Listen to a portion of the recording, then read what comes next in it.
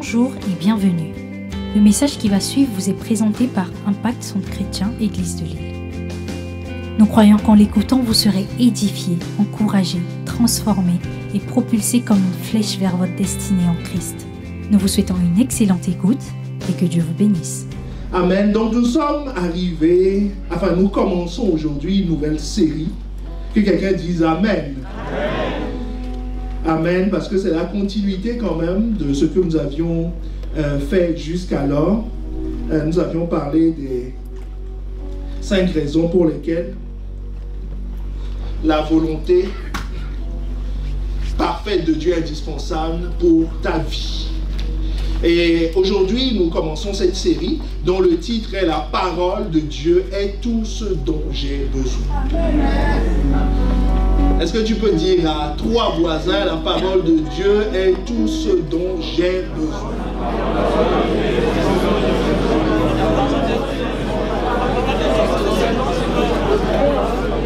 Il faut lui dire avec conviction que c'est tout ce dont j'ai besoin. Donc assurément, je crois que le Saint-Esprit va nous conduire posément et va poser des fondations solides et inébranlables dans nos vies au travers de cette série. La destinée de quelqu'un sera enfantée, ses capacités seront démultipliées et tu prendras la place que Dieu a prévue pour toi dans la vie, ce pourquoi il t'a suscité. Aujourd'hui, nous allons voir que Dieu ne fait rien dans ta vie sans sa parole. Dieu ne fait rien dans ta vie sans sa parole.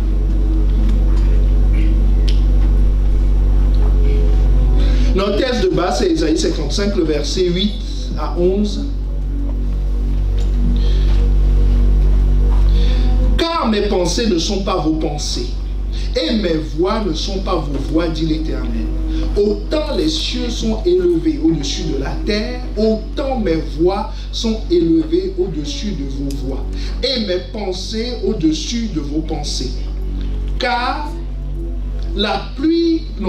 comme la pluie et la neige descendent des cieux, que quelqu'un dit descendent des cieux, et n'y retournent pas sans avoir arrosé, fécondé la terre, fait germer les plantes, sans avoir donné de la semence au semeur et du pain à celui qui mange. Ainsi en est-il de ma parole qui sort de ma bouche. Elle ne retourne point à moi sans effet, sans avoir exécuté ma volonté et accompli mes desseins. La parole de Dieu a un impact sur la création. Suis-moi attentivement. Il dit, car mes pensées ne sont pas vos pensées, mes voix ne sont pas vos voix. Verset 9. Autant les cieux sont élevés au-dessus de la terre, autant mes voix sont élevées au-dessus de vos voix. Autrement dit, celui qui parle, il dit, j'habite dans les cieux.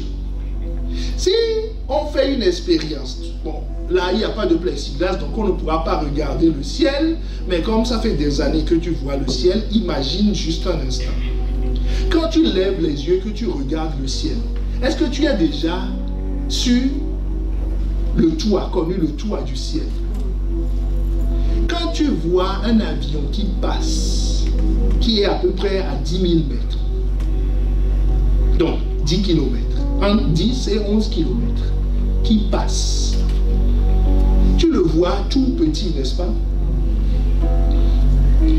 Mais lui, il vaut très haut déjà. Mais il n'a pas encore touché le toit du ciel. Il y a les satellites qui sont au-dessus et tu as encore d'autres choses qui sont au-dessus. Et en réalité, le ciel n'a pas de toit. Donc tu ne peux pas mesurer. Et Dieu te dit, autant les cieux sont élevés, autant tu peux l'imaginer, autant tu peux le penser, autant mes voix sont élevées au-dessus de vos voix. Et mes pensées au-dessus de vos pensées. Mes pensées, comprenons parole, sont élevées au-dessus de vos paroles. Donc maintenant, imagine que on prend une bille d'1 gramme qui est lancée depuis 10 km. D'accord? Un avion qui passe, il lâche une bille et qui tombe après 10 km et qui tombe sur ce toit.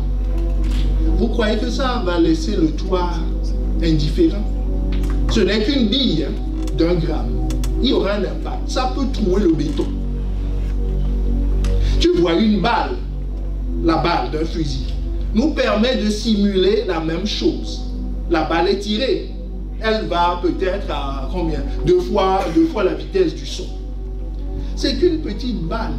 Mais quand tu vois son impact sur un mur, tu dis, c'est ce petit truc qui fait ces dégâts.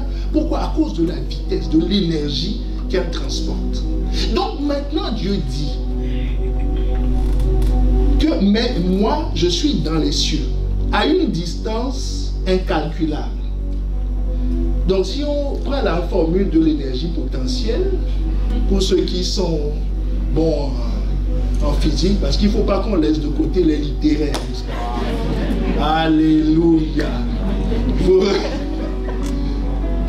Donc, quand on voit, tu vois ça, une distance qui n'est pas évaluable, et qu'il y a une parole qui sort de là-bas, qui arrive sur la terre, imagine l'impact. Est-ce que tu me suis? Imagine l'impact sur la terre. Donc le poids de la chose importe peu. Vous savez pourquoi on dit d'attacher les enfants? C'est le même principe. Hein? Quand on dit d'attacher les enfants dans la voiture. Oh, les gens disent non. On fait juste 2 pâtés de maison. Ben, c'est vrai, l'enfant il pèse 1 kilo, tu peux le prendre comme ça, t'amuser. Mais 1 kilo à 40 km, si la voiture freine, ça devient une masse. Est-ce que quelqu'un me suit? Donc maintenant, imagine un instant les cieux infiniment élevés au-dessus de la terre. Et Dieu parle de là-bas. Et il te dit, c'est comme ma parole qui sort de ma bouche. Donc il va descendre. Quand ça va atterrir sur la terre ne peut pas rester indifférente. Donc la parole a de l'impact. La parole de Dieu a de l'impact. De l'impact. Parce qu'il te dit, parce que je ne suis pas de la terre, je suis infiniment au-dessus des cieux. Elle a de l'impact.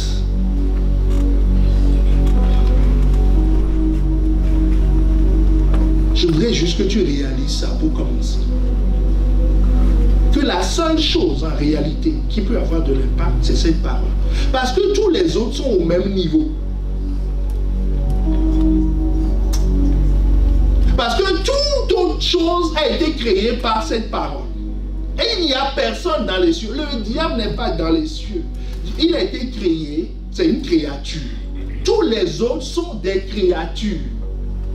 Regarde, la parole nous dit, dans Jean 1, le verset 1 à 3, au commencement était la parole, et la parole était avec Dieu, et la parole était Dieu. Elle était au commencement. Toutes choses, on dit toutes choses, ont été faites par elle, et rien de ce qui a été fait n'a été fait sans elle. On dit rien. Ça là, ça a été fait par la parole. Ce plastique fait par la parole. Ta chaise fait par la parole, tes cheveux par la parole, tout ton corps, tout ce que tu vois a été fait par la parole. Les esprits, et les visibles et les invisibles. Colossiens 1, le verset 16. Car en lui ont été créées toutes les choses qui sont dans les cieux et sur la terre. Donc ça englobe, est-ce que quelqu'un connaît une autre zone à part les cieux et la terre? On dit donc toute la création vient de la parole. Les visibles et les invisibles. Trône, dignité, domination, autorité. Commençons par les invisibles. Dans le groupe des invisibles, on a le diable lui-même, Satan. Ézéchiel 23, le verset 13 te dit qu'il a été créé lui aussi. Donc par cette parole. Tu étais en Éden, le jardin de Dieu. Tu étais couvert de toute espèce de pierres précieuses, de sardoine, de topaz, de diamant, de chrysolite, d'onyx, de jaspe, de saphir, d'escarboucle, d'émeraude et d'or. Tes tambourins et tes flûtes étaient à ton service, préparés pour le jour où tu fus créé. Donc il a été créé, lui aussi. Donc, dans la catégorie des créatures, je ne vais même pas te rappeler que toi-même tu es créé. Donc, en termes de statut, nous sommes tous pareils. C'est pour ça que la Bible te dit les trônes, les dignités, les rois, la France, ton travail, tout ce que tu peux imaginer vient d'une parole. Toute la création vient d'une parole. Les institutions viennent d'une parole. Le travail a été institué par Dieu. C'est une parole. Genèse 2, le verset 15. L'Éternel Dieu prit l'homme et le plaça dans le jardin d'Éden pour le cultiver, pour le garder. C'est Dieu qui a institué le travail. Donc tu ne peux pas travailler plus que Dieu lui-même. Et lui dit, tu vois, je suis occupé. Non, il dit, c'est moi qui ai créé le travail. Je suis l'ordonnateur du travail. Le mariage, c'est Dieu qui l'a créé. Genèse 2, le verset 18. L'Éternel Dieu dit, il n'est pas bon que l'homme soit seul. Ce n'est pas Adam qui l'a dit. Ah, la semaine dernière, beaucoup ont été touchés par le fait que, en fait, l'affaire, c'est pour chercher des partenaires d'obéissance et non des partenaires de autre chose. Donc, c'est Dieu l'ordonnateur du mariage. Le mariage aussi a été créé par Dieu. Tout ce qu'il y a dans une vie. Maintenant, tu peux citer tes études, ton entreprise, l'histoire des nations. Quand je dis, tu vas me dire, oui, donc la parole ici est transparente, la parole ici est opaque. On dit, c'est mes cheveux aussi, ainsi de suite. Est-ce que ça change quelque chose? Ça, c'est du plastique. Ça, c'est du plastique. Les formes changent. Mais la matière de base est la même. Est-ce que quelqu'un me suit? La manifestation change, mais le constituant est pareil pour tout le monde. Les bénédictions sont des paroles. La bénédiction, c'est une parole. Ce n'est pas un virement sur un compte. Genèse 1, verset 18. Quand, vous savez, c'était ça le problème d'Ésaü. Ésaü, quand le droit d'aînesse qui donne droit à la bénédiction, il l'a méprisé. Mais la bénédiction, c'est une parole, il n'y aura pas de virement sur ton compte. Hein. Mais vaut mieux avoir ça que le virement.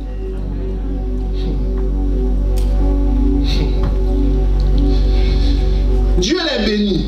Et Dieu leur dit, soyez féconds, multipliez, remplissez la terre et l'assujettissez. Dominez sur les poissons de la mer, sur les oiseaux du ciel et sur tout animal qui se meut. C'est une déclaration. Et à partir de ce jour, l'homme a commencé à dominer. Parce que Dieu a parlé. La malédiction, c'est une parole. Ainsi parle l'Éternel, Jérémie 17, verset 5. Ainsi parle l'Éternel. Maudit soit l'homme qui se confie dans l'homme, qui prend la chair pour son appui et qui détourne son cœur de l'Éternel. C'est une parole qui plane. Donc quiconque prend, il peut être chrétien baptisé du Saint-Esprit, chassant les démons, tout ce qu'on veut. Mais s'il se confie en l'homme, ou s'il prend appui sur sa propre chair, il y a une malédiction qui court sur sa tête. Donc, qui est libéré d'où? Des cieux. Comme la balle d'un gramme qui est libérée des cieux. Donc, si quelqu'un ne veut pas se trouver dans cette catégorie et vivre les bénédictions, il faut qu'il se mette sous les instructions, les paroles que Dieu a dites. Est-ce que quelqu'un me suit? Parce que, comme je le disais au départ, seule la parole qui descend du ciel apporte la vie. Cette parole ne vient pas pour détruire. Cette énergie qu'elle transporte, c'est une énergie de vie. Est-ce que tu me suis? Le ballon que tu lâches à 10 000 mètres, il faut que tout le monde se cache. Parce que quand ça va arriver sur la terre, c'est destruction. Tu me suis? Mais quand Dieu libère cette puissance dans les cieux, ce n'est pas pour te détruire. C'est pour te communiquer la vie. L'énergie que cette parole transporte, c'est l'énergie de la vie. C'est pour ça qu'il te dit, Jean 3, le verset 33, car le pain de Dieu, c'est-à-dire la nourriture de Dieu, nous verrons tout à l'heure la nourriture. La nourriture de Dieu, c'est celui qui descend du ciel et qui donne la vie au monde. Quand Dieu libère une parole, c'est pour communiquer la vie. Donc Dieu ne maudit pas en fait. Quand il n'a pas béni, la malédiction se met en route. Vous voyez la nuance.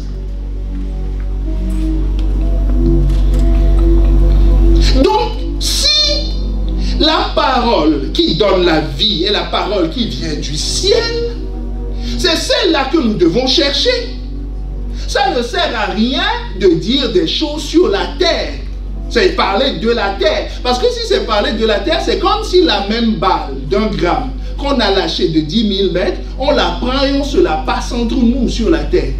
Ça s'appelle du foot si c'est avec les pieds, handball quand c'est les mains, ou basket quand il y a un panier. C'est amusant. Mais ça n'a pas d'impact. Est-ce que quelqu'un me suit? Ça n'a pas d'impact. L'exhortation de ton frère et de ta soeur, ces paroles de consolation, si ça ne vient pas du ciel, ça n'a pas d'impact sur toi. Les situations n'ont pas peur de ce que tu peux penser et dire. Ils ont peur d'une parole qui vient du ciel et qui transporte une énergie. Les démons n'ont pas peur de nos petites déclarations. Ils ont peur de ce qui est dit de la part de Dieu. Les situations n'ont pas, tu ne peux pas avoir d'impact si tu n'as pas une grande énergie en arrivant. Et l'énergie dépend du dénivelé. Plus tu remontes dans les cieux, plus la parole a de l'impact. Même la plus petite bille. C'est pour ça que la Bible nous dit, dans Marc, que voilà les signes qui accompagneront ceux qui auront cru. En mon nom, ils chasseront des démons. Tu sais que tu peux chasser les démons de ta vie. Les tenir à distance ou les chasser. Regardez, pendant le séminaire de pasteur Yves, la dernière fois, vous voyez que dans la plupart des cas, pour ne pas dire, en tout cas nous, sur Internet, on n'a pas vu quelque chose de spectaculaire dans la salle. On a prêché, comme on prêche tous les dimanches. On a prié, comme on prie à la fin des prières, on est sorti. Et après, vous avez vu les témoignages. Pourquoi? Les gens ont reçu la parole qui vient des cieux. Donc, le plus petit, quand on dit le plus petit, une bille qui tombe de 10 000 mètres fait des dégâts sur la terre. Donc, quand tu es né de nouveau, tu as au moins une bille, une parole, non? Puisque tu es né de la parole, au moins ça tu connais. Déjà, ça suffit. Dans ta bouche, ça suffit. Et si ce n'est pas suffisant parce que la forteresse demande plus qu'une bille, tu peux demander de l'aide. On amène des kalachnikovs. Le coup est plus fort. Si ce n'est pas suffisant, on rentre à la maison, on revient avec des canons. Tu vois, non? Sinon, on a toutes sortes d'armes, d'énergie pour pulvériser les forteresses. Est-ce que tu me suis? Mais l'essentiel, c'est que ça vienne des cieux. Sinon, c'est un jeu, c'est du foot. Chacun se passe la balle sur la terre. C'est très, très gratifiant, mais ça n'a pas d'impact. Donc, c'est pour ça que ça ne sert à rien. La Bible te dit que ça ne sert à rien de multiplier de vaines paroles. Ce n'est pas la longueur ou la qualité de ton discours. Dieu d'Abraham, d'Isaac et de Jacob. Et quand on voit le démon, je lui envoie le feu. Si le feu n'a pas été envoyé par Dieu, parce que Jésus lui-même dit que si je chasse les démons par le Saint-Esprit, c'est que le royaume est là. Est-ce que tu me suis? Par le Saint-Esprit n'est pas de la terre, il vient des cieux. Quand il descend, il expulse. C'est pour ça que tu n'as pas besoin de multiplier les paroles dans ta prière. Je suis en train de te montrer que ne néglige pas la parole en fait. Parce que les gens disent non, moi j'aime que les temps de prière. Quand on dit d'enseigner, non, moi j'arrive pas à suivre, je suis fatigué, je suis ceci. Mais quand on dit de prier, il dit ouais, c'est ça. C'est ça. Non, c'est pas que ça. Ça en fait partie. Quel est l'objectif de la prière? Jésus dit,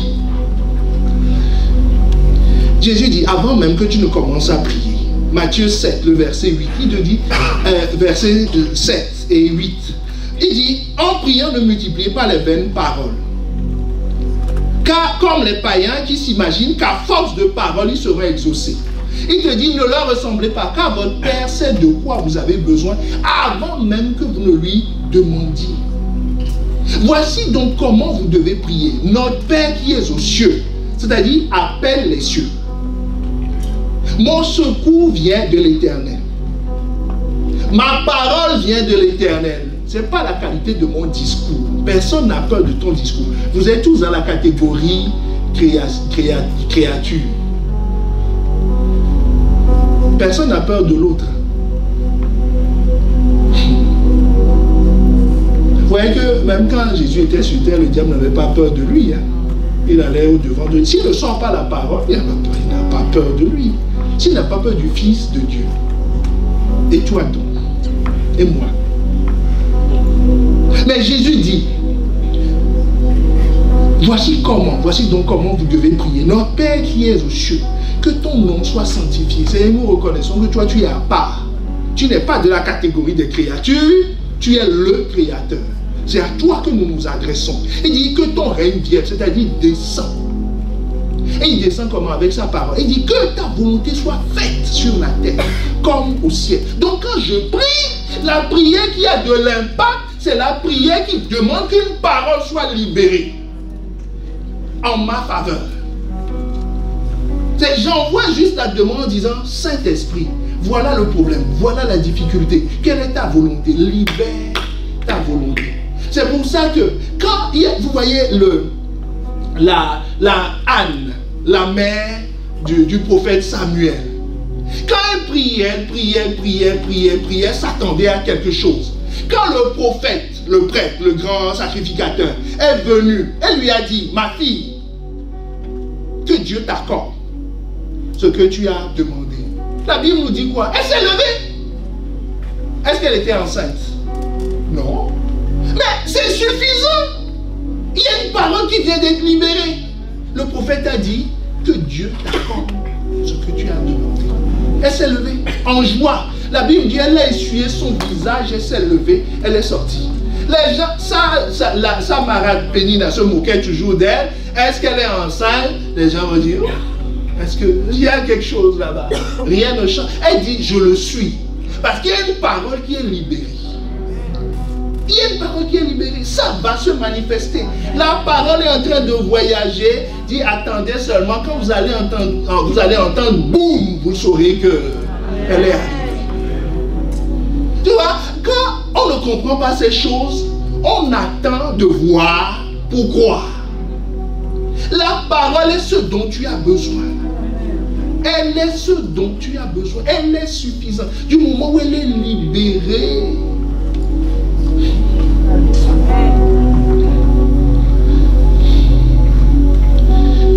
Donc là, l'objectif de la prière, c'est quoi? Demander que ta volonté soit faite. Qu'il y ait une parole qui soit libérée en notre faveur. Et du moment où cette parole est libérée, je n'ai aucun doute sur l'effet de la parole. Parce qu'elle vient des cieux. Avec une énergie formidable. Pas une énergie destructrice, mais une énergie qui communique la vie. C'est pour ça que vous voyez que Jésus nous dit que ces brebis ont la vie. Mais pas une petite vie. La vie en abondance. La parole de Dieu est la seule arme offensive que tu as. Tout le reste, c'est des armes défensives. Si tu veux attaquer, il faut la parole. Donc si tu n'as pas la parole, tu deviens un défenseur professionnel. Vous savez qu'une équipe qui mise sur la défense va perdre. Je ne suis pas spécialiste du foot, je l'admets. Mais je sais que si tout ton système est basé sur la défense, le harcèlement fera que tôt ou tard, tu vas lâcher prise. Il faut que tu sois en position d'attaquer. C'est la meilleure défense. La meilleure défense. Et la seule arme que tu as dans l'armure du chrétien, Éphésiens 6, le verset 17, prenez aussi le casque du salut et l'épée de l'esprit, qui est la parole de Dieu. Donc cette parole dans ta bouche est une arme redoutable. C'est ce que l'ennemi craint. Est-ce que quelqu'un me suit? L'ennemi craint ça. Mais quand tu arrives dans la bataille et que tu prends ton casque pour commencer à te battre, tu envoies un signal à l'ennemi que la fin est proche. Donc ils se disent, attendons, il va bientôt s'épuiser, c'est que ça ne va plus. Mais tant que la personne a une épée dans les mains, c'est qu'il est à l'offensive. Est-ce que quelqu'un me suit? C'est la seule arme offensive. Donc regarde le cas de Jésus. Jésus lui-même, c'est avec ça qu'il a vaincu le diable. Il ne lui a pas dit, tu sais qui je suis? Je suis nouveau-né, premier-né de la création. Tu me connais, hein? Tu sais que je viens, tu m'as vu descendre des cieux. Est-ce que c'est tout ce blablabla qu'il a fait pour vaincre Jésus? Pour vaincre le diable? Non, aucunement. Il lui a dit 3 fois de suite, à chaque tentation, Matthieu 4, le verset 4, Jésus répondit, il est écrit. Matthieu 4, le verset 7, Jésus lui dit, il est aussi écrit. Et 3e fois, il lui dit, Jésus lui dit, retire-toi, Satan, car il est écrit. Donc c'est cette arme-là que tu dois avoir dans la bouche. C'est ce que l'ennemi craint. C'est ça qui peut le faire repousser. Ce n'est pas des plaidoiries en disant nous souffrons trop, il y a quand même la misère dans la famille. Oh, le diable est mauvais. Hey! Et puis après, s'il entend ça, au contraire, il dit c'est bien, c'est que je suis efficace, c'est que le travail avance. Et il dit, vous n'avez encore rien vu. On est en train de s'échauffer. Ce n'est pas une histoire de pitié. Regarde le Fils de Dieu. Il dit, il est écrit. Il se bat sur il est écrit. Donc pour vaincre l'ennemi, tu as besoin de cette arme offensive, la parole. Pour impacter le monde, impacter ta vie et impacter ton environnement, c'est la parole. Tu sais pourquoi c'est la parole? Parce que tout a été fait, tu sais, pour modifier le cours d'une chose. Si tu veux faire changer à une voiture une direction, si tu veux faire changer à une voiture sa direction, la voiture obéit à des lois. Si tu veux modifier le cours d'une chose, tu dois collaborer avec les lois de la chose pour modifier le cours. C'est normal, non? Tu ne peux pas venir de l'extérieur, dire à la voiture, change de direction, ou tu prends la voiture, tu la déplaces comme... Non, c'est pas... Mais par contre, si tu obéis à la loi de fonctionnement de la voiture, qui est le volant, ben la voiture va changer de direction sans aucun effort. Donc, pour impacter les choses, il faut pouvoir modifier leur loi de fonctionnement, la loi interne. Pour qu'aujourd'hui, on fasse des bébés éprouvettes, que la médecine fasse ça, c'est parce qu'on a compris comment ça fonctionne. Sinon, on ne peut pas le faire. Et on ne fait rien de nouveau. En fait, on amène juste les lois à fonctionner pour nous. On n'a rien modifié. Tu ne vas pas expliquer aux gamètes que non, maintenant vous allez fonctionner. Elle va te dire, quoi? Moi, j'ai une loi. Je fonctionne comme ça. Si tu veux changer le cours, ben, tu collabores avec moi. Non, tu ne peux pas changer. Est-ce que quelqu'un me suit? Tu ne peux pas changer le cours des choses. Oh, la Bible te dit dans le psaume 119, le verset 91. C'est d'après tes lois que tout subsiste aujourd'hui. Car toutes choses te sont assujetties. Donc le fonctionnement de toute la terre est régi par des lois. Regarde, une des lois, la mère va te parler. La mère va nous parler, nous expliquer que, il dit, tu vois, je m'agite comme ça, mais j'ai des règles. Job 38, le verset 8 à 11, il dit, qui a fermé la mer avec des portes? Quand tu vas à Dunkerque, ou quelle est la mer la plus proche ici en Belgique? La Panne. Est-ce que tu as déjà vu une porte à la mer là-bas? Tu es arrivé, la mer dit aujourd'hui on ne peut pas trop bouger parce que le gardien a fermé la porte. La mer ne te dit pas ça, mais la Bible te dit que la mer a des portes.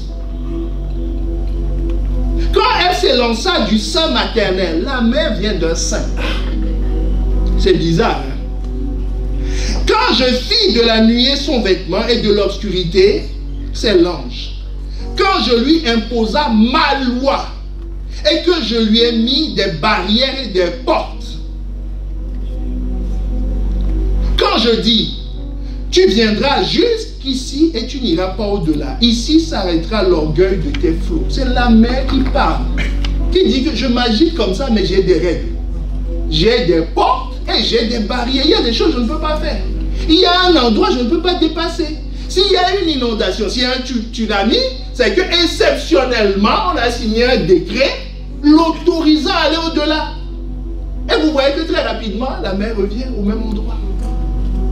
Parce que la mer, donc toutes choses dans le monde, toutes les inventions qu'on fait, l'électricité, c'est l'homme qui a créé l'électricité. On a découvert et on fonctionne avec. J'aime beaucoup cet exemple de Pasteur Karambiri. Si l'électricité, elle a ses propres règles de fonctionnement. Si tu dis, ça fait 50 ans que j'ai pris un abonnement chez EDF. Donc tu dis à l'électricité, tu vois, on se connaît bien maintenant, on peut se tutoyer. Et puis un jour, tu mets tes pieds dans l'eau et tu vas toucher l'électricité, tu dis, oh quand même, ça fait 50 ans que tu es dans cette maison. Est-ce que l'électricité va te dire, on dit non, lui je ne vais pas l'électrocuter, c'est mon patron, ça fait 50 ans qu'on est ensemble. L'électricité a ses propres règles. Tu collabores avec ou elle te foudroie. Est-ce que tu me suis? L'énergie nucléaire, ce n'est pas nouveau. Ça existait déjà du temps d'Abraham. Puisqu'on suppose que c'est avec ça que le soleil éclaire. Et il y avait le soleil, non? Donc ça existait. Mais on ne savait pas. Est-ce que quelqu'un me suit? Donc nous ne faisons que découvrir les lois pour modifier le cours des choses. Donc, si tu veux avoir de l'impact, il faut que tu fonctionnes avec ces lois. Sinon, la créature ne va pas t'obéir. Est-ce que quelqu'un me suit? C'est pour ça que Dieu demande à Job, Job 38, le verset 12 à 15. Depuis que tu existes, as-tu commandé au matin? As-tu montré sa place à l'aurore pour qu'elle saisisse les extrémités de la terre et que les méchants soient secoués? Pour que la terre se transforme comme l'argile qui reçoit une empreinte et qu'elle soit parée comme d'un vêtement, pour que les méchants soient privés de leur lumière et que le bras qui se lève soit brisé. Il dit, Job, tu parles, tu te plains que tes enfants sont morts, tu te plains que des malheurs te sont arrivés. Comme quelqu'un se plaint de sa vie, dit, Seigneur, tu vois, il y a une telle chose qui m'est arrivée, oh, j'ai eu des coups dans la vie, ceci, cela. Dieu dit, oui, d'accord. Mais que fais-tu pour modifier le cours de la chose? Ce n'est pas tes plaintes qui vont changer. Le processus ne fonctionne pas avec tes plaintes. Donc tu peux te plaindre, ça ne changera rien à la situation. Est-ce que quelqu'un me suit? Il dit, si tu veux changer le cours de la situation, mais utilise les lois de fonctionnement. Et tout a une loi. Le mariage a une loi, on a vu. Les études ont une loi. Le travail a une loi. Si tu connais ces lois, donc là, cette parole-là, et que tu l'appliques, ça va changer le cours des choses. Il dit, mais pourquoi tu te plains? Je t'ai déjà dit qu'il y a des lois dans la chose. Tu laisses les lois et tu te plains. C'est ce qu'il explique à Job qui pleurait. Il dit, moi je ne peux rien pour toi si tu ne prends pas en compte ma parole. Et il te dit, quand tu prends en compte ma parole, la terre pour toi est comme un disque vierge. Il dit ici comme de l'argile. Tu peux mettre ton empreinte. Est-ce que vous avez déjà vu de l'argile? On en a fait une tasse. On veut transformer ça en plat et l'argile dit non. Que non, moi je suis déjà tasse. On casse, on mouille, on met, et elle redevient molle. Et donc il te dit, rien n'est écrit en fait dans ta vie. Est-ce que quelqu'un me suit? Rien n'est écrit. Tout dépend maintenant de comment tu vas prendre la parole, pas tes paroles. La parole qui vient des cieux, ce qui a été dit à ton sujet. Quand tu vas faire descendre ça, l'impact, il y aura une empreinte dans l'argile. Oh, est-ce que quelqu'un me suit?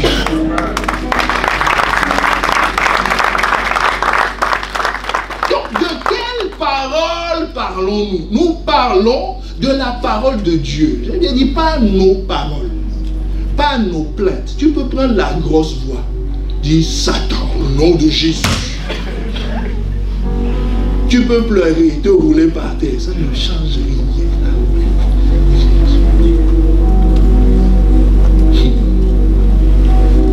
C'est l'autorité de la parole de Dieu. Cette parole de laquelle nous parlons, elle est laquelle? La parole de Dieu, c'est à la fois la loi, ce qui est écrit, et sa voix, ce qu'il dit. Est-ce que quelqu'un me suit? Ce qui est écrit, le livre de la loi, Deutéronome 30, le verset 10, lorsque tu obéiras à la voix de l'Éternel, ton Dieu, en observant ses commandements et ses ordres écrits dans ce livre de la loi, lorsque tu reviendras à l'Éternel, ton Dieu, de tout ton cœur, de toute ton âme, est-ce que quelqu'un me suit? C'est ça, ce qui est écrit. Il y a un livre qui est écrit qui s'appelle la Bible. Qui s'appelle la Bible, que chacun doit avoir dans un format papier. Non, c'est une parenthèse, je fais campagne pour le format papier. Pourquoi le format papier? Parce que il faut faire tourner les imprimeries qui impriment les Bibles. Si on n'achète plus, on n'aura que Google. Et un jour, il suffit que Google change les conditions d'utilisation et décide de supprimer la Bible et tu n'auras plus accès à une Bible. Est-ce que quelqu'un me suit? Donc achetons des Bibles. Moi-même, j'ai arrêté d'acheter depuis longtemps. Je misais sur l'électronique, c'est pratique, c'est tout ce qu'on veut, mais ce n'est pas ta Bible. Tu ne l'as pas. Tu ne l'as pas. On te l'a prêté. Et on peut même modifier le texte. Tu ne sauras pas. Donc achetons. Ça, il faut qu'on vienne chez toi vraiment pour le modifier. Et en attendant, tu vas appeler quelques paroles sur la personne. Et il y aura l'impact de la parole. Ce que tu veux modifier là, elle va t'impacter et tu sauras que il ne faut pas y toucher. Est-ce que tu me suis? Donc, il nous faut des Bibles pour faire tourner les imprimeries. Sinon, faute de vente, elles vont fermer. Je ferme la parenthèse. Amen. Donc, cette parole, non seulement elle est celle qui est écrite, c'est ce que Dieu dit à Josué, que ce livre de la loi ne s'éloigne point de ta bouche, médite le jour et nuit. Mais cette parole aussi est une parole révélée. Quand on parle de la voix, c'est la révélation de cette parole. Là, tu entends l'auteur de la parole qui est à côté de toi, qui t'explique et qui te dit, tu vois, cette parole te concerne. Comme quand on prêche l'évangile, il y en a qui disent, on est en train de parler de ma vie, n'est-ce pas? C'est pas moi qui parle de ta vie. Je n'ai pas fait une enquête hier. C'est le Saint-Esprit, c'est l'auteur, c'est la révélation là, qui te parle. Et il ne faut pas la négliger. Parce que tu as la combinaison du verset que tu lis et de la voix que tu entends, de ta conscience. Un jour, par la grâce de Dieu, on parlera de ça, de ta conscience. Celui qui n'entend plus la voix, il est gravement en danger. Très, très en danger. Là, c'est une urgence spirituelle. Est-ce que tu me suis? Tu as besoin d'entendre cette voix. Tu vois, et tu sais que ça te concerne. Tu sais que c'est ta vie. Pendant qu'on prêche, tu vois la situation exacte que Dieu veut changer dans ta vie. Tout de suite, ta tête est tournée vers là. Il dit, c'est ça, ce dont on parle. Ce que tu as essayé d'oublier, ça revient à la surface. C'est la voix qui te parle, qui t'interpelle, qui te dit, tu vois. Donc quand tu as la combinaison de ces deux, tu entends la parole de Dieu. C'est de cette parole dont nous parlons. Est-ce que quelqu'un me suit? C'est de cette parole dont nous parlons. C'est celle qui vient des cieux. Et c'est celle qui a de l'impact. Donc quand tu écoutes le message et que tu vois en même temps, il y a la voix qui te dit, ah, le pasteur parle de telle situation.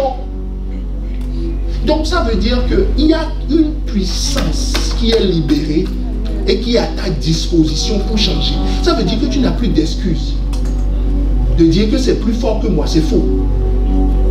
C'est plus possible. Ça ne peut plus être plus fort que toi. Je te dis, une bille qui tombe de 10 000 mètres, ça fait des dégâts. Donc maintenant, une parole de Dieu qui sort. Et tu vas dire que ton problème est plus fort que la parole qui est sortie de Dieu. Et donc ça veut dire que tu ne veux pas. Quand elle vient comme ça, qu'est-ce que les gens font? Les gens veulent tout faire pour esquiver, quitter, en disant, je reçois trop de coups, je me sens mal à l'aise, mon âme est affectée, je vais, si c'est ça, je ne vais plus venir, ou je vais essayer de raconter une autre histoire. Qu'est-ce qu'il fait? Il veut dévier la force qui est destinée à régler son problème. Est-ce que quelqu'un me suit? Alors que ce qu'il faut, c'est l'exposer maintenant. Tu dis au problème, hey, où vas-tu? Tiens-toi là. Parce que la Bible te dit, ma parole n'était pas comme un marteau qui brise le roc. Donc tu l'exposes. Et tu entends, et le problème est fracassé en 1000 morceaux. Tu dis, tu continues à prier. Tu dis, intervention divine, comme dans les films de guerre, quand on demande un support aérien. Tu dis, hey, on cantonne l'ennemi, on l'encercle. Tu dis, bombarde. Est-ce que quelqu'un me suit? Tu demandes un support, tu dis, support aérien, venez, ils sont là. On les encercle dans la vallée, on va les raser tous. Alors que les gens, qu'est-ce qu'ils font? Ils sortent des tenues de camouflage. Ils disent au problème, il y a un bunker ici, rentre dedans. Cache-toi, ni vu ni connu. On va faire semblant qu'on va raconter des histoires. Il y a un collègue pasteur qui me racontait hier, qui a une sœur. Il était en train de prier pour la sœur, qui a besoin de délivrance. Et puis, Dieu lui montre un homme qui rôdait autour d'elle. Donc, il lui envoie un texto. Elle lui dit, qui est cet homme que je vois? Non, pasteur, pas du tout. Pas du tout. Un homme. C'est quoi ça? Non, moi je suis ici dans la présence de Dieu. Je cherche ce que tu m'avais dit la dernière fois. C'est ce que je suis en train de faire. Donc il me dit, qui s'est dit dans son cœur, ah, donc c'est maintenant le Saint-Esprit qui ment. Moi-même j'ai vu. Et il ne lui a rien dit. Parce que les gens disent, oui, mais pourquoi on ne m'a pas dit? Qu'est-ce qu'on va te dire? Tu esquives le coup. Donc nous, on va te prendre maintenant, t'ajuster. Ça, c'est de la torture. Est-ce que tu me suis? Ben ça, c'est te tuer, en fait. Toi-même, tu ne veux pas. Quand, pendant le séminaire sur la communion, on a vu que c'est un sacrifice volontaire. Ben voilà, là, c'est un assassinat. On veut te tuer, là. Il faut appeler la police si on te prend pour que tu reçoives le coup, non? 2 jours après, empêtré dans les problèmes, elle dit, au fait, il y a un homme qui me tue, On l'avait dit. On te l'avait dit. Est-ce que quelqu'un me suit? L'attitude à avoir, c'est laisse cette parole faire son œuvre. Expose-toi. Même si ça fait mal. Rappelle-toi, elle apporte la vie. Elle apporte la vie et la vie en abondance. C'est pas la mort, c'est la vie qui est en train d'arriver. Est-ce que ça peut faire mal? C'est comme quand on te fait une piqûre, ça fait mal, mais c'est ça qui guérit. Est-ce que quelqu'un me suit? Donc cette parole, c'est la combinaison de la loi et de la foi. Et cette parole, du coup, si tu as été faite d'elle, il faut que tu t'entretiennes. Parce que si on construit un bâtiment, il faut de temps en temps rafraîchir la peinture, s'occuper de la plomberie, repeindre les bois, faire des choses comme ça. On va le faire avec quoi? Avec la substance avec laquelle tu as été bâti. On ne doit pas commencer à rajouter du bois sur une maison en dur. Ça, c'est de la dégradation. Ce n'est pas une restauration. C'est pour ça que Jésus te dit, Matthieu 4, 4. L'homme ne vivra pas de pain seulement, mais de toute parole. Que quelqu'un dise toute parole. On n'a pas dit certaines paroles. L'évangile de la prospérité. Tu ne t'inquiète pas, tu seras la tête, quel que soit ce que tu fais. Non, ce n'est pas ce qu'on enseigne. On nous accuse de ça, mais ce n'est pas ce qu'on dit. Et c'est bien qu'on nous accuse de ça d'ailleurs, parce que celui qui est accusé à cause de son nom, alléluia. Comme disait quelqu'un, il te demande, mais pourquoi moi on ne m'accuse pas? Parce que parce que c'est prévu, c'est ça même. Quand on t'accuse, tu dis, alléluia. C'est ce qu'il faut. Donc, il dit, mais de toute parole qui sort de la bouche de Dieu. Quel est le rôle d'une nourriture? La nourriture t'apporte les éléments constitutifs. Donc, dans le steak que tu as mangé hier ou que tu vas manger ce midi, il y a tes cheveux dedans. C'est ça qui va donner tes cheveux. C'est ça qui donne tes muscles. C'est ça qui donne tes os. Tu vois, le steak est tout mou comme ça, mais ça donne des choses dures.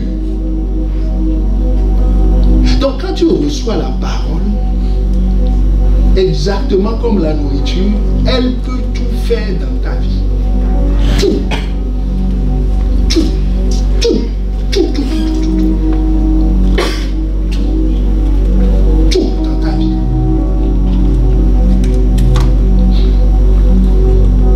Tout dans ta vie. C'est une nourriture. Elle a tous les constituants de ton être, pas de ton corps physique. C'est pour ça qu'il te dit, ta nourriture, l'homme ne vivra pas de pain seulement, c'est-à-dire de nourriture naturelle. Ça donne tes cheveux. Mais tu es esprit, âme et corps. Donc tu ne peux pas entretenir que le corps. Dis à quelqu'un, il faut jeûner de temps en temps aussi. Ça aussi, ça fait partie de l'entretien.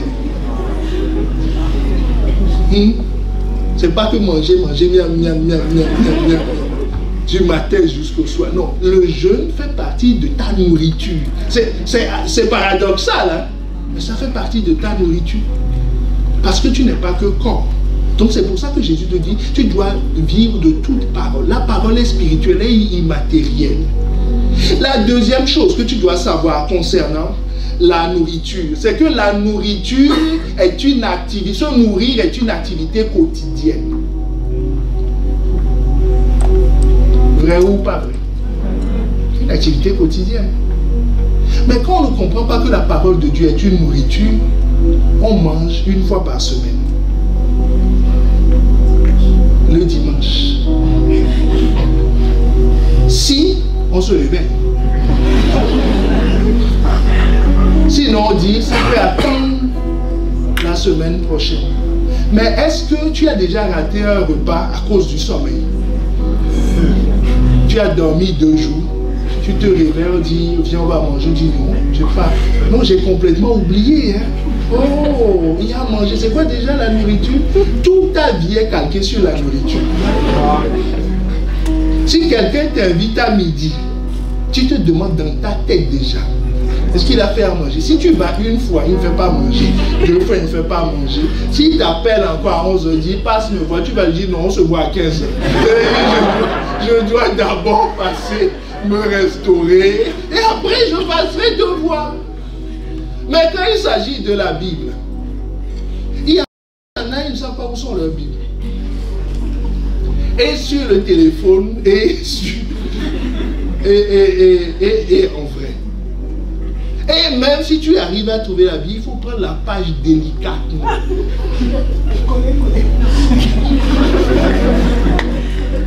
Parce que c'est caché à l'endroit le plus... C'est sous le lit.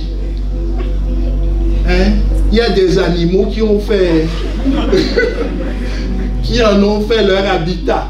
Qui se sont dit, ben, nous au moins on sait qu'il y a à manger ici. Est-ce que quelqu'un me suit? Donc c'est une activité quotidienne. Et la troisième chose à savoir, c'est que aussi gentil qu'on soit, on t'aime de l'amour de Jésus, nous ne pouvons pas manger pour toi. Personne ne peut manger pour l'autre. Personne ne peut manger pour l'autre. Tu vas me dire, oui, la mère qui allait à manger pour l'enfant, laisse tomber. Elle a transformé la nourriture solide en lait. Tu vois, non? Le lait, la nourriture de l'enfant. Ce que la mère a fait pour manger sa pâte bolognaise, l'enfant doit faire le même exercice pour manger. Personne ne mange pour l'autre. Une femme ne peut pas manger pour son mari. Dis chérie, je vois que tu pries beaucoup. Vas-y. Va écouter la parole. Reviens nous expliquer. Ou bien non, mais mon mari, il étudie, il est dans la Bible. Hein. Oui, il sera bien fort.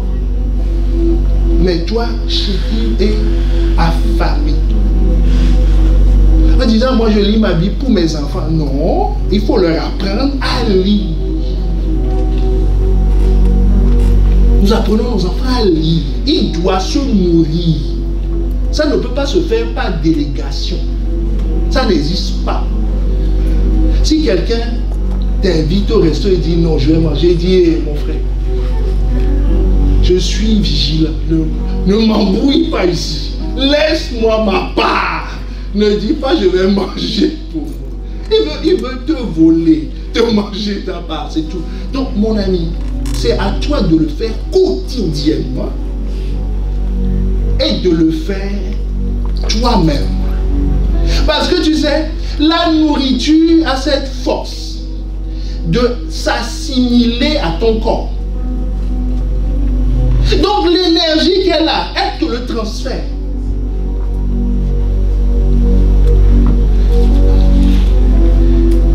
Elle te le transfère. Il y a 3 manifestations, quand tu fais ces choses, 3 manifestations que la parole va avoir sur ta vie. Ton esprit sera régénéré, c'est-à-dire alerte. Celui qui médite la parole, son esprit est alerte. 1 Pierre 1, le verset 23. Puisque vous avez été régénérés, quand je dis alerte, c'est vivant. Vous avez été régénérés, non pas par une semence corruptible, mais par une semence incorruptible, par la parole vivante et permanente de Dieu. Celui qui lit la Bible, son esprit est alerte. On ne peut pas l'entuber. Je te montrerai tout à l'heure pourquoi. L'apôtre Paul te le dit. On ne peut pas l'entuber. Il est vigilant. Il est vigilant. On ne viendra pas raconter l'histoire. Je me suis fait avoir. Si ça arrive, c'est que vraiment Dieu l'a permis. Mais sinon, pour le quotidien, pour l'avoir, il faut te lever tôt. Il connaît sa Bible. On ne peut pas venir lui faire des propositions bizarres en disant non, commençons seulement, qu'est-ce que ça fait? Il dit, il est écrit. Si je ne fais pas ce que je veux, il est écrit. Ce que tu me dis là, c'est écrit où? Ce que tu me proposes là, c'est écrit où? C'est pas écrit, donc je ne le fais pas. Il est protégé.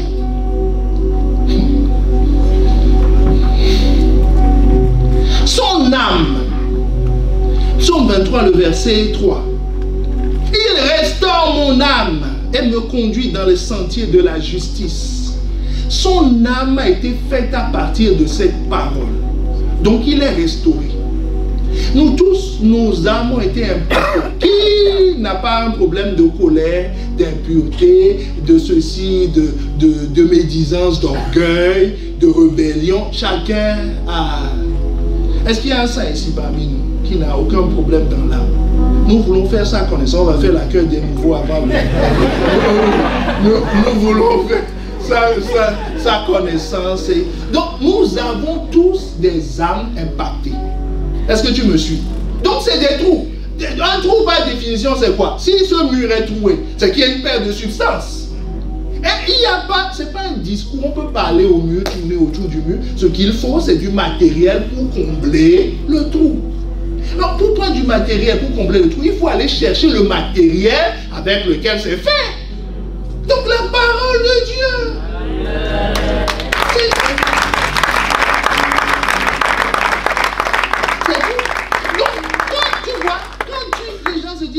C'est la relation d'aide qui va me restaurer mon âme. Seigneur, un pasteur, parle-moi, prie mon ami. On peut prier pour toi, t'écouter de longues heures, pleurer, raconter toute ta vie depuis que tu es né, revenir demain, dire ah, j'ai oublié cet épisode. Il faut que je rajoute ça. Ça ne va rien changer à ta vie. Je peux prier pour toi pour que ton cœur soit guéri. S'il n'y a pas le matériel pour le remplacer, ça ne changera rien du tout. Ce n'est pas la prière qui résout ce problème. Est-ce que quelqu'un me suit? Ce n'est pas la prière. La prière va demander que la parole soit libérée. Mais quand la parole est libérée, c'est une nourriture, il faut l'absorber. Et elle ira se nicher là où elle a besoin. Elle va penser des plaies, des blessures. La mauvaise estime de soi. C'est pas qu'on va te dire tous les matins tu es beau, tu es belle, tu vois, ça ne va rien changer. Toi-même tu le sais, ça dure 2 minutes ça. Voilà. Il te faut la nourriture, la matière. La parole viendra te donner une conviction que tu n'es pas raté. Toi-même tu ne sais pas comment l'expliquer.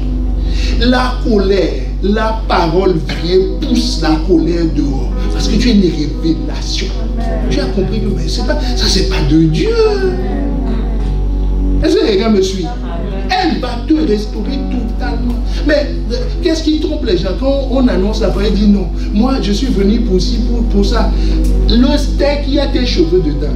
La viande d'agneau, il y a tes cheveux dedans. Donc prends seulement ce qu'on te donne. Et ça ira se nicher là où il faut.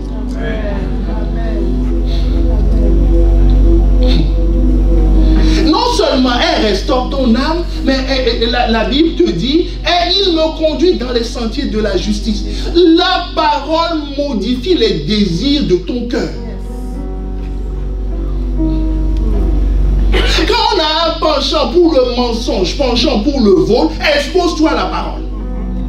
Expose-toi à la parole. Ce que tu aimais hier, tu vas commencer à le détester. Expose-toi, c'est tout. Il conduit tes pas sur les sentiers de la justice. Ça va restaurer totalement, comme tu ne peux même pas imaginer. Parce que c'est la matière première qui est en train d'être injectée en toi. Ça ira se nicher là où il faut. Est-ce que c'est toi, quand une fois que tu as fini le steak, tu dis au steak, protéine numéro 256. Allez à gauche, nichez-vous dans ma cheville. C'est toi qui fais ça. Donc tu n'as pas ce travail à faire. Tu comprends? Tout ce qu'on te demande, mange. Et sois détendu.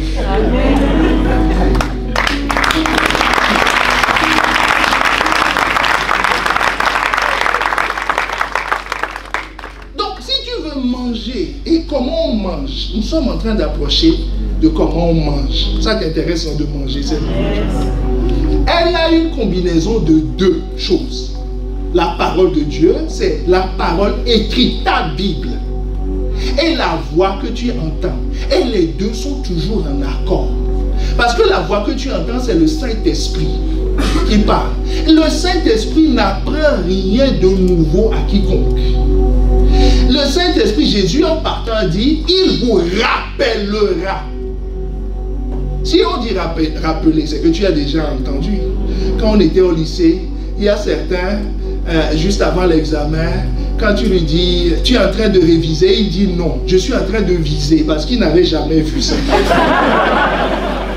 Il n'est pas encore dans la révision, parce qu'il n'était pas au cours, il n'a jamais lu le cours. Donc c'est maintenant qu'il sort ça fraîchement pour voir pour la première fois. Est-ce que quelqu'un me suit?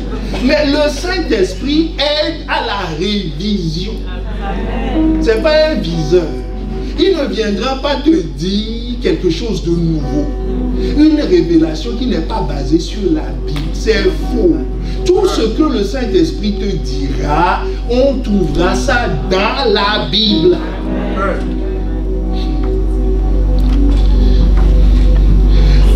Il y a un pasteur qui racontait, écoutez bien l'histoire, il racontait que il était à table et il prend son... il prenait le thé avec sa femme. Et avant de commencer, ils ont prié, ils ont demandé au Saint-Esprit, nous t'invitons à notre table. Et d'après leur calcul et leur habitude, chacun se servait 2 fois avant que la théière ne se termine. Là, ils se sont servis 1 fois et puis il n'y avait plus de thé. Donc il a dit à sa femme, quand je me suis levé, tu t'es resservi. À mon insu, sa femme dit non, on était ici. Il dit, mais qui a bu le thé? Il dit, mais qui a bu le thé? Donc il s'interrogeait. Le Saint-Esprit dit, mais tu m'as invité. Il dit, mais ou bien c'était une blague. Écoutez la fin de l'histoire. Le Saint-Esprit dit, tu m'as invité, non? Mais c'est moi qui ai bu. Il dit, tu as bu. Il dit, toi, esprit, tu as bu. Il dit, oui. Oui. Tu m'as invité ou pas? Il dit, mais voilà, j'ai bu. Donc, allez vous refaire un autre thé. Et il dit non. Quand il était sorti de là, il dit, comment il va aller dire ça aux gens? Parce qu'on va le prendre, on va dire, ben voilà. Il est devenu fou. C'est ce qu'on disait. Il a perdu la tête. Donc il dit, il a demandé. Il dit, Saint-Esprit, si c'est vrai, si c'est ta voix, donne-moi une base biblique pour que j'aille expliquer. Et peu de temps après, le Saint-Esprit lui dit, mais Jésus, quand il avait le corps glorifié, il a mangé ou pas? Il n'a pas mangé le poisson avec Pierre. Il dit oui. Il dit, mais il traversait les murs, non? Oui, mais pourtant il mangeait. C'est la raison qu'il a donné au disciple. Il dit, mais venez me toucher, hein. J'ai un corps. Pas votre corps là, qui ne traverse pas les murs, mais j'ai un corps. Non, il dit, va leur dire ça. Il dit, il était, cette référence-là l'a encore plus réjoui que l'histoire même du thé. Donc quand il est sorti, il a dit, écoutez mon témoignage. Est-ce que tu me suis? Donc, que personne ne vienne raconter quelque chose qu'on ne peut pas trouver dans les Écritures. C'est des histoires. C'est des histoires. Il faut lui dire, nous ne jouons pas au foot, nous on tire, on veut des choses qui viennent, disons, on ne veut pas s'amuser avec les parents, ainsi de suite. Ça doit être biblique, bibliquement démontrable. Bibliquement démontrable. Bibliquement démontrable. On dit, il ne faut plus donner la dîme parce qu'on est sous... on n'est plus sous la loi, on est sous la grâce. Parce qu'il ne veut pas. C'est ça le fond du problème. Donc, il faut lui dire, écoute, gloire à Dieu, il n'y a plus la loi. La loi disait, tu ne tueras point. Comme tu m'as embêté, tu ne tueras point, n'est plus valable, puisqu'on n'est plus sous la loi. viens par là, je vais te tuer. Si la loi... Là, il va dire, ah non, c'est valable de tout temps, tu ne tueras point, dit mon ami. Il faut être sérieux. Tout ce qui est écrit dans la loi doit être appliqué.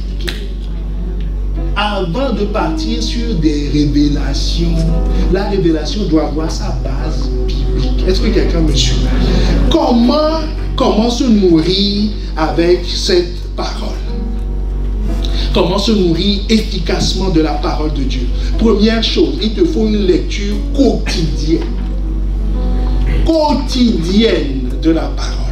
Parce que l'homme ne vivra pas de pain seulement, mais de toute parole qui sort. C'est au présent.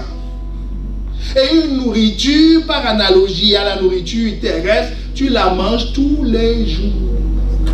Donc je ne peux pas sortir sans avoir lu la Bible. Je ne peux pas passer une journée sans avoir écouté un enseignement. Gloire soit rendue à Dieu, nous avons notre rediffusion des cultes. Donc je dois réécouter.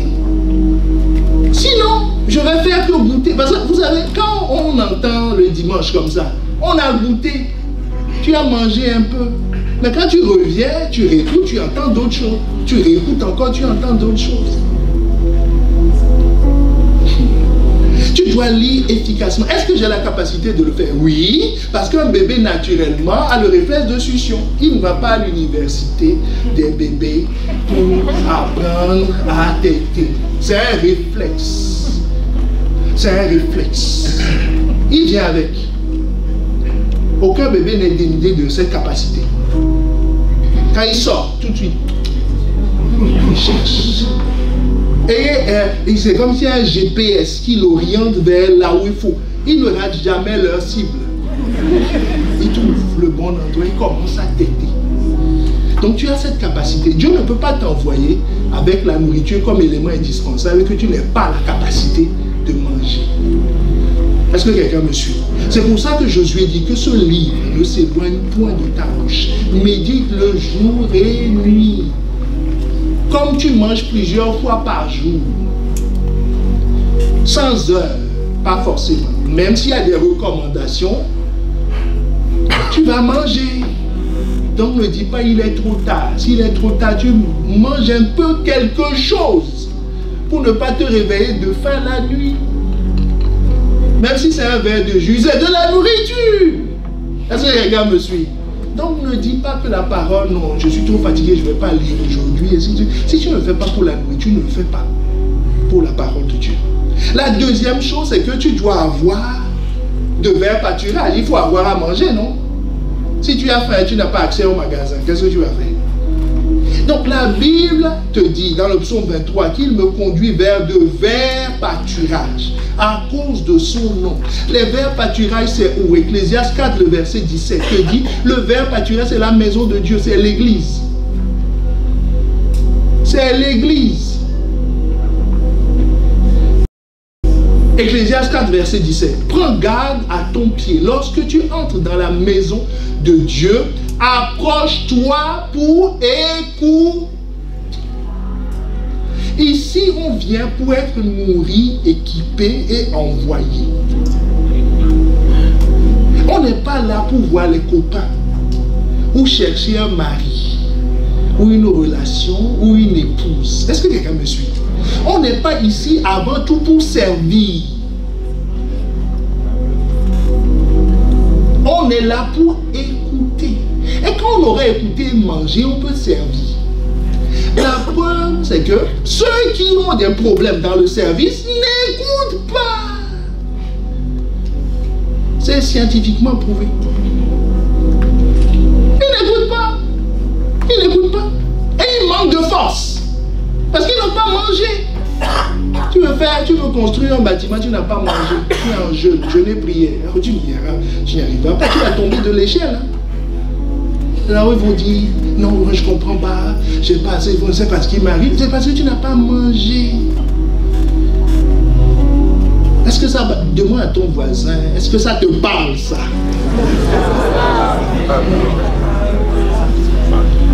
Donc, dis-lui, bon appétit, mange.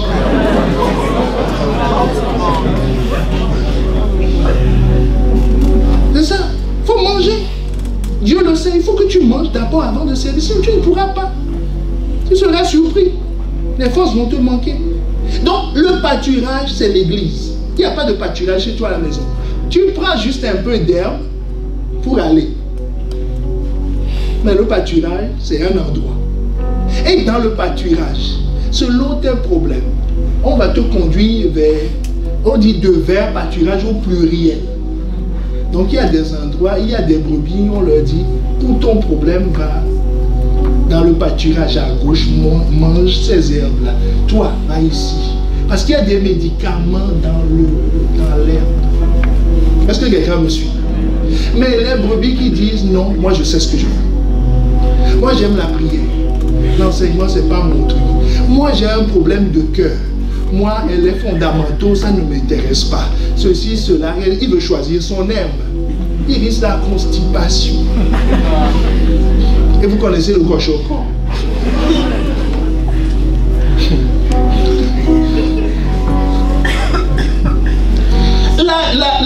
Qui fait ça? C'est le troisième point. Il te faut un berger. Celui qui n'a pas de berger, ta nourriture va te maintenir en vie. Mais pour croître, il faut qu'on te donne les bonnes choses. Et ça, c'est le berger qui te conduit vers de verts pâturages. Les brebis ne savent pas quoi manger. Ce qu'il leur faut. Et ces bergers-là, c'est qui? Éphésiens 4, le verset 11 à 15 dans Parole de vie. Voici les dons que le Christ a fait. Les uns ont reçu le don d'être apôtres et bien d'autres, ou bien d'être prophètes, ou bien d'annoncer la bonne nouvelle. D'autres ont reçu le don de conduire le peuple, ou encore d'enseigner. Par ces dons, le Christ a voulu former ceux qui appartiennent à Dieu. Ainsi, ils peuvent accomplir leur service de chrétien pour construire le corps de Christ. Vous comprenez pourquoi je disais, quelqu'un qui n'écoute pas n'a aucune efficacité, est même nuisible pour le service. Alors, tous ensemble, nous aurons peu à peu une même foi, une même connaissance du Fils de Dieu. Finalement, nous serons des chrétiens adultes. Et nous atteindrons la taille parfaite de Christ. Quelqu'un qui n'a pas de berger ne grandira pas. Il ne grandira pas. On peut avancer, il ne grandira pas. Il va survivre. Et il ne faut pas qu'il y ait de grosses maladies, de gros problèmes. Parce que ça peut l'emporter. La quatrième chose, pour manger, pour se nourrir efficacement, sois sincère. Dis à ton voisin, sois sincère. Parce que vous savez, il y en a qui disent, bon, ils savent qu'ils ont la capacité de ruminer. Mais quand tu as la capacité de manger, de lire, tu peux lire la Bible, tu peux lire Harlequin, tu peux lire le dictionnaire, tu peux lire, vous voyez, non? Voilà, c'est une capacité qui n'a pas d'objectif particulier. Ce que tu lui donnes, ça fonctionne. Bon, maintenant, ils disent non. Moi, je veux vraiment de verts pâturage. Donc, on le conduit au pâturage. Il dit, voilà, c'est ça le pâturage. C'est ce que tu cherchais, non? Il dit, non, c'est qu'avant, j'ai beaucoup souffert. Je n'avais pas de berger. J'allais à gauche et à droite, dire Alléluia, gloire à Dieu. Dieu a pourvu. Il y a maintenant un berger. Il dit, bah, il va. Il mange. Et il va se cacher derrière là. Il cache le morceau. Est-ce que vous connaissez quelqu'un, une brebis qui fait ça? Parce qu'en fait, c'est pas cette herbe-là qu'il veut. Il a son idée dès le départ, il a ses choix, il a ses préférences. Il voulait juste qu'on prie pour lui parce qu'il y a un petit démon qui le dérange depuis peu. Il veut juste s'en débarrasser pour continuer normalement le cours de sa vie. C'est un piège. Que quelqu'un dise un piège. Parce qu'il méprise la nourriture en fait.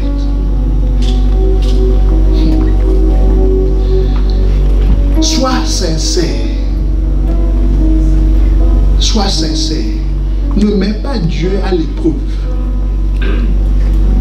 Parce que celui qui fait ça s'expose à l'esprit de mensonge.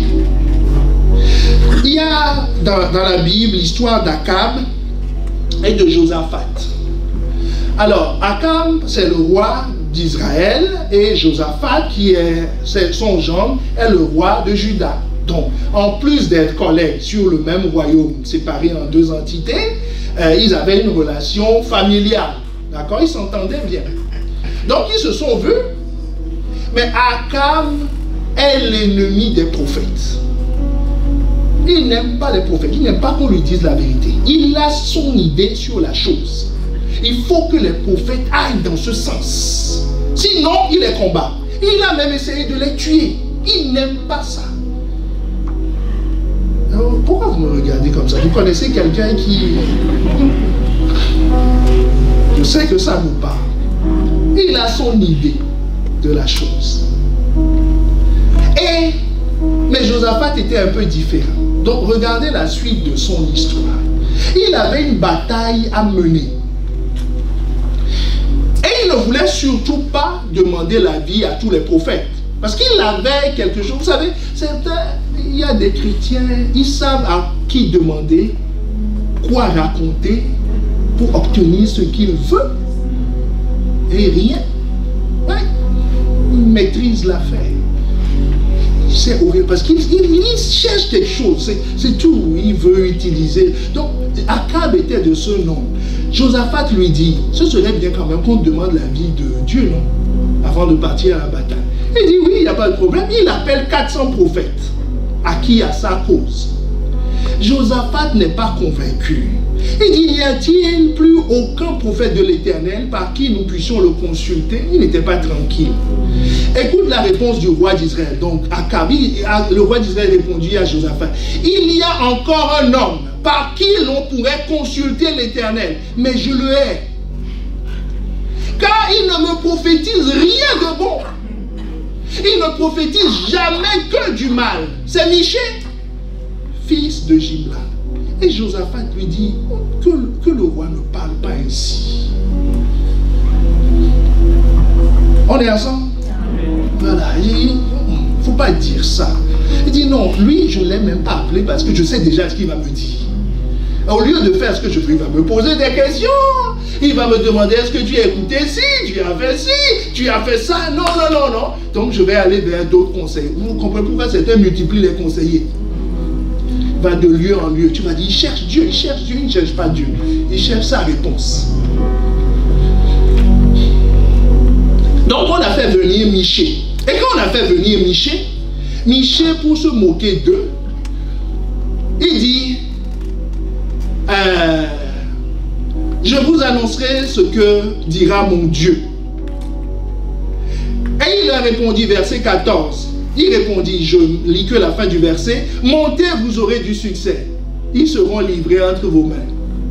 C'est ce qu'il voulait entendre. Et le roi lui dit, toujours Akab, combien de fois me faudra-t-il te faire jurer de me dire que la vérité au nom de l'Éternel? Donc lui-même, il sait que ce que les autres lui disaient, c'est faux. Est-ce qu'on est ensemble? Comme quelqu'un lui-même, il sait que il cherche, dites-moi que serait la tête. Dites-moi que mon péché là, que c'est pas grave, que c'est un démon qui me dérange. Quand tu lui dis non, il faut que tu changes. Non, non, non, non, non, non, non, non, non, non, non. Il sait que quelqu'un dise, il sait. Donc là, Michée répondit, je vois tout Israël dispersé sur la montagne comme des brebis qui n'ont point de berger. Et l'Éternel dit, ces gens n'ont point de maître. Que chacun retourne en paix dans sa maison. Le roi d'Israël dit à Josaphat, ne te l'ai-je pas dit? Il ne prophétise sur moi rien de bon. Il ne prophétise que du mal.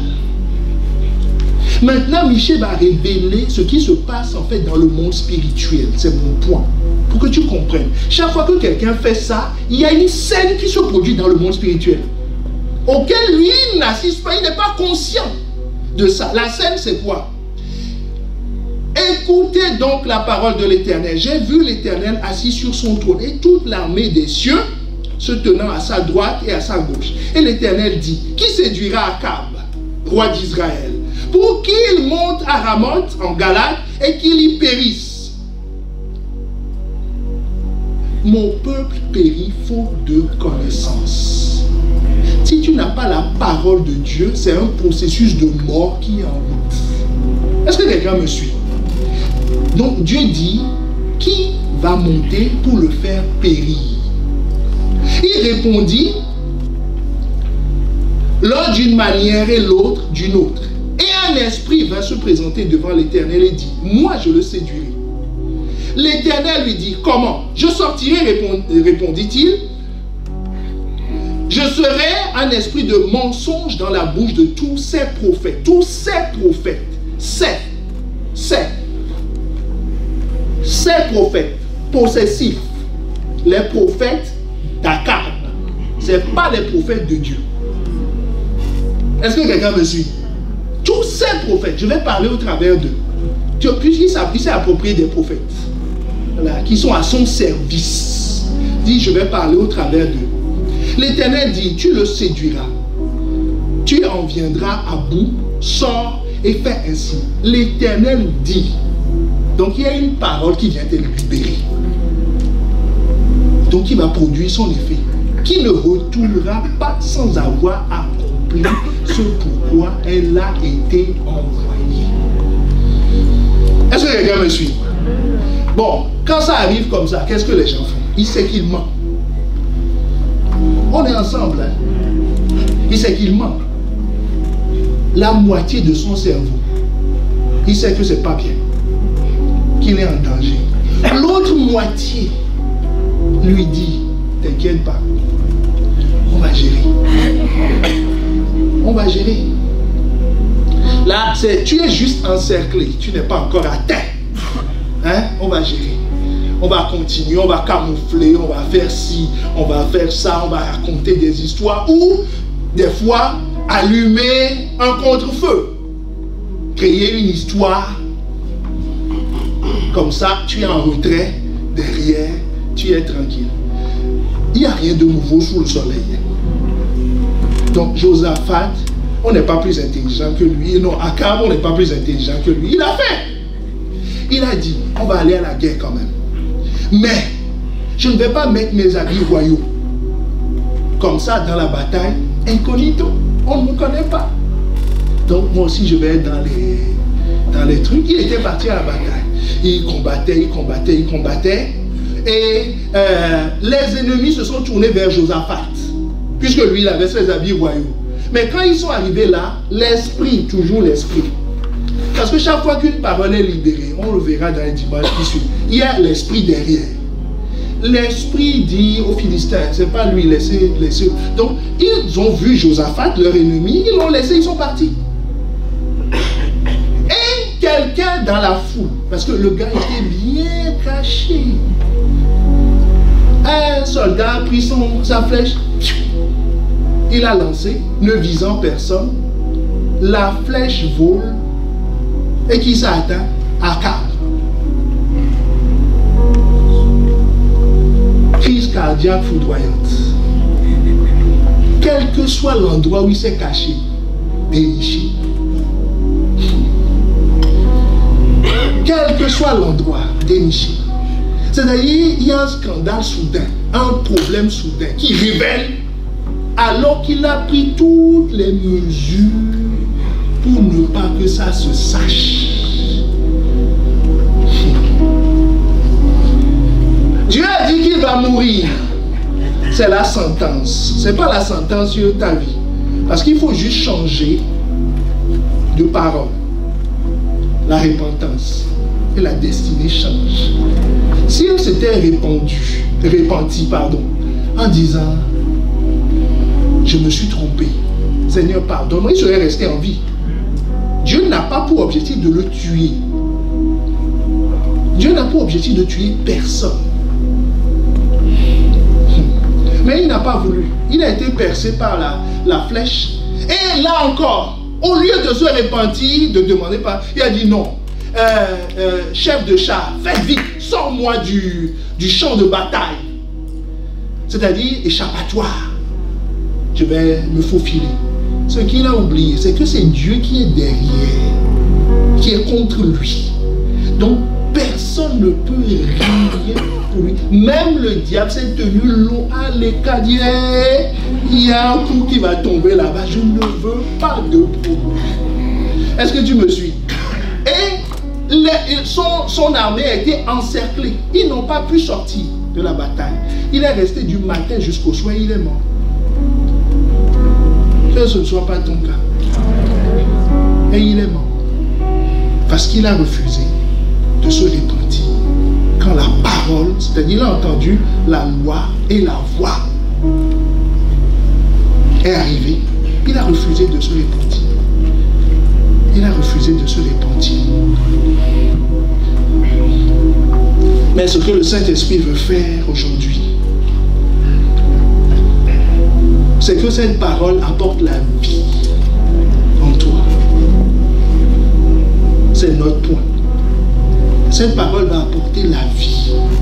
Elle va transporter toute sa capacité, tout ce qu'elle sait faire, tout ce pourquoi elle a été envoyée. Et ma prière, c'est qu'elle ne retournera pas. Et je sais que c'est ce qu'elle fera, sans que la semence, sans que les désirs de Dieu, la volonté de Dieu, sans que l'eau qui désaltère, parce qu'elle n'y retourne pas sans avoir arrosé, sans avoir fécondé ta vie, sans avoir fait germer. Elle a le pouvoir de faire germer. En fait, elle a tout ce qu'on te demande, avale-la. Elle a tous les pouvoirs. Du moment où elle arrive dans une vie, elle a tous les pouvoirs. Avant de partir, elle te donne même la semence pour que ce qu'elle va faire là dans cette saison, dans ta vie, demeure. Parce que tu vas pouvoir l'entretenir avec des cycles de semences et de récoltes. Parce qu'elle ne le fera pas deux fois. Je prophétise qu'elle ne le fera pas deux fois. Tu n'auras pas besoin d'entendre les mêmes choses 10 000 fois. Une fois est suffisant. Elle va te laisser la semence pour que tu puisses l'entretenir. Elle aura son effet et elle va exécuter la volonté de Dieu. Pas ta volonté, pas tes désirs, mais la volonté de Dieu. Exactement. Exactement. Ce que tu as entendu durant tous ces mois, c'est cette parole qui va l'accomplir. Elle est autonome, elle a tous les pouvoirs. Tout ce qu'on te demande, accepte-la.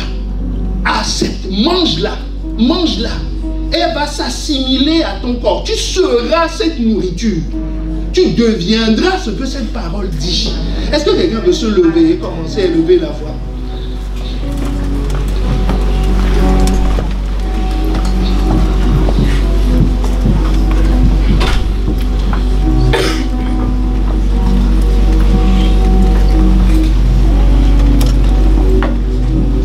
Commence par rendre grâce pour cette parole. Commence par rendre grâce pour cette parole. Pour cette parole. Cette parole. Cette parole.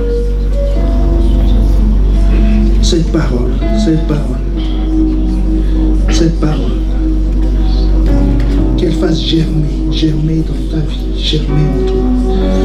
Oh, élève la voix, dis Seigneur, je reçois.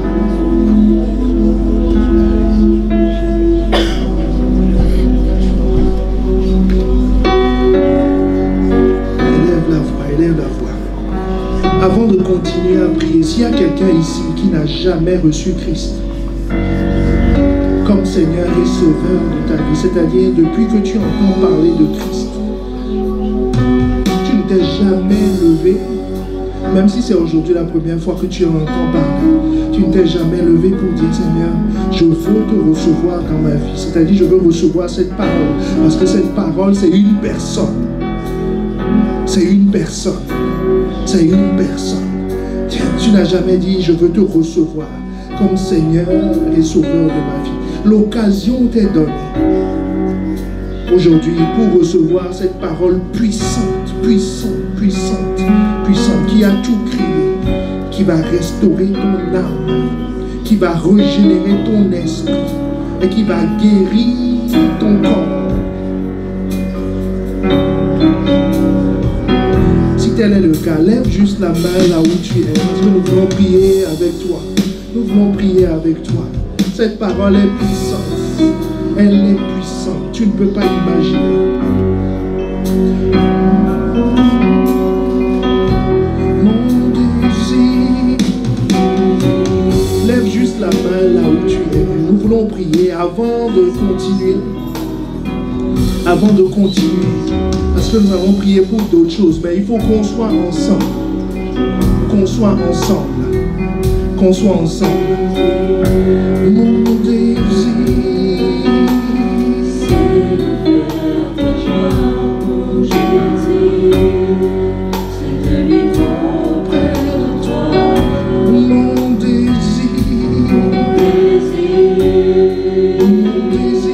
Nous allons continuer dans cette attitude de prière. Il y a une âme ici qui est brisée par le mensonge, des mensonges répétés. Et tu as été interpellé, tu sais maintenant qu'il y a un esprit de mensonge qui opère librement dans ta vie. Et l'histoire d'Akab t'a interpellé parce que tu vois la fin qui est au bout si tu ne changes pas. Nous allons élever la voix et prier. Et Seigneur, ceux qui ne sont pas dans ce cas, qu'ils prient en demandant, comme l'apôtre Paul dit, que celui qui pense être debout prenne garde de ne pas tomber. Prenne garde de ne pas tomber, de ne pas être séduit en choisissant les choses, en manipulant, en s'amusant avec ça, parce que c'est ça qui a tué. Mais si c'est toi qui es concerné par ça, demande juste pardon. Demande juste pardon. Et demande un rendez-vous après, mais demande juste pardon. Demande juste pardon. Parce que la vie, cette parole vient amener la vie. Elle vient amener la vie. Elle ne transporte pas la mort. Elle amène la vie. Et cette vie veut être communiquée. Oh, élevons la voix.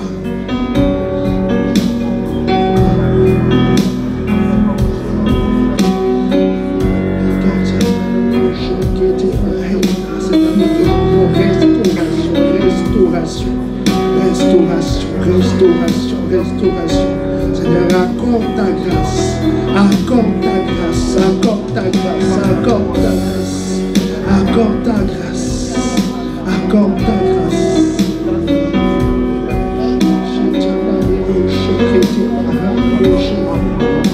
Ah, il y a une autre âme brisée par des blessures, une déception. Une déception. Une déception. Le Saint-Esprit veut t'interpeller et te dire, restaure mon âme. Il restaure mon âme. Il restaure mon âme. Saisis cette parole. Attends-toi à cela. Il restaure mon âme. Élevons la voix, demandons, quels que soient les trous que j'ai.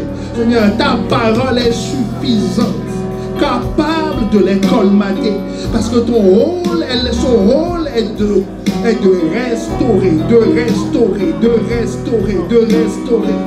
restaurer. Saint-Esprit, je connais maintenant le médicament. Je connais la voie. Restaure-moi. Restaure-moi. Je vais m'exposer à cette parole. Je vais m'attendre à cette parole. Parce qu'elle a la capacité. Elle a le pouvoir. Elle a le pouvoir de me restaurer. Elle a le pouvoir de penser mes blessures. Joseph aussi a été déçu par ses frères. Mais la parole l'a préservé. La parole l'a guéri. Et quand il les a revus, il a dit, maintenant je vois pourquoi. Je vois pourquoi Dieu m'a fait passer par tout ce chemin. Que Dieu t'accorde la grâce de voir toi aussi pourquoi Dieu a permis certaines choses. Parce qu'il a prévu la solution. Il a prévu la solution de sa parole qui vient restaurer, qui vient restaurer, qui vient restaurer, qui vient restaurer, qui vient restaurer, qui vient restaurer, qui vient restaurer.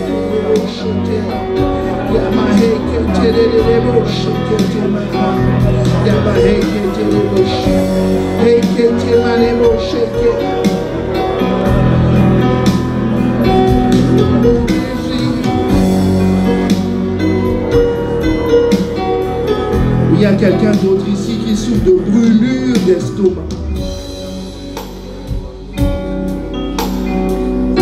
Brûlure d'estomac sans solution. Brûlure d'estomac sans solution.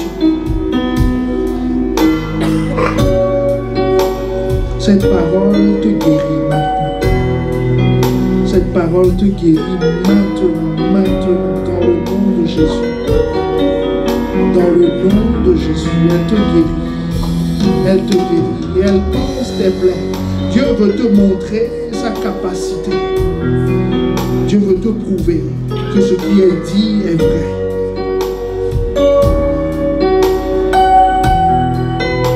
L'estomac a été fait à partir de cette parole et cette parole peut le restaurer. Dans le nom de Jésus. Dans le nom de Jésus. Dans le nom de Jésus. Dans le nom de Jésus. Mon désir, c'est de faire ta joie. Mon désir, c'est de vivre auprès de toi. mon désir, Mon désir, c'est ta présence au fond de moi. Oh Jésus, je ne veux rien d'autre que toi. Oh Jésus, c'est de faire ta joie. Mon désir, c'est de vivre auprès de toi. Mon désir,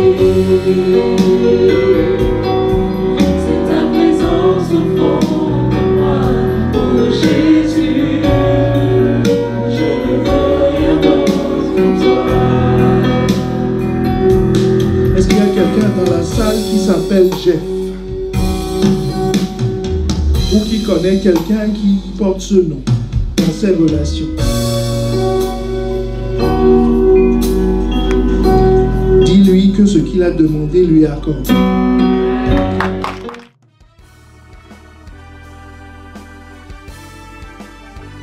Nous espérons vivement que vous avez été édifiés par ce message. Pour en savoir plus sur notre Église, rendez-vous sur notre page Facebook Impact Centre Chrétien-Campus Lille ou téléphonez-nous au 33 7 83 88 23 16. À très bientôt et que Dieu vous bénisse.